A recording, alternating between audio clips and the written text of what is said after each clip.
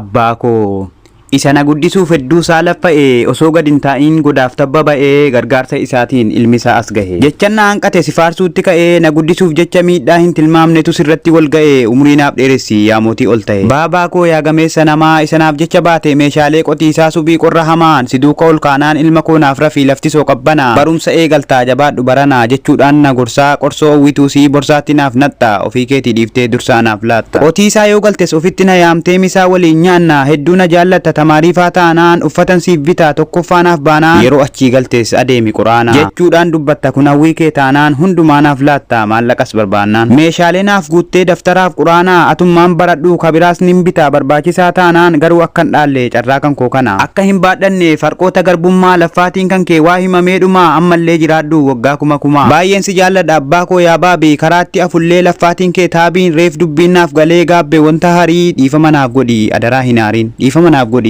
adaraa hin aarin bareechee hubadhee wanta ati naaf taate of qabuu dadhabee imimmaan koo yaasee tolli kee guddatee onnee koo naraase tolli kee guddatee onnee koo naraase jecha kan kees didee biyyarraa of baasee kan akka keen jiru kan garaa naaf laafe yoon fuulleetti argee nama si fakkaate suuraalee namoonni miidiyaarra kaa'e si faana fakkaannaan hubadhee ilaalee kabajeen jaalladha akka waan si ta'ee jaalala kan keetu kanarraan nagahee of seetan sabbara rakkoon irra gahee dandaheen jiraadhu amaa kee dhagahee walitti nu haa naannessu rabbiin koo hol ta'e yoon taahee yaadadhu badiin dur balleessu mala meeqa goota anallee qajeelchuu namatti hidhannaan bakka guddaan geessu goddanyaa hin barbaadin maal mana hin teessu akkam manaan deemne waan atti fakkeessuun ilmi abaluu faantu maatiyyuun dhageessu itti naan hidhatiin sis ni balleessu sittan himaa jira maalonan dhageessu jetteetu dubbatta irra deddeebitee caroodhaan na reebda yoo ani si dide ammeenyaafi miti agamna reebdullee sababaan naaf ifa adadan bubbule rabbi naaf qajeelchi yoo ati jallifte hin sirreessu ulee na duuka laffaata takka abdiin murre kanaafuu dubbadhee hin fixu waa'ee kee kaffalees hin fixu wallaahi tola kee ergaan koo sinaafa qaqqabu baarii qaxxaamuree galuun koo sinafu yoo nagamuu ture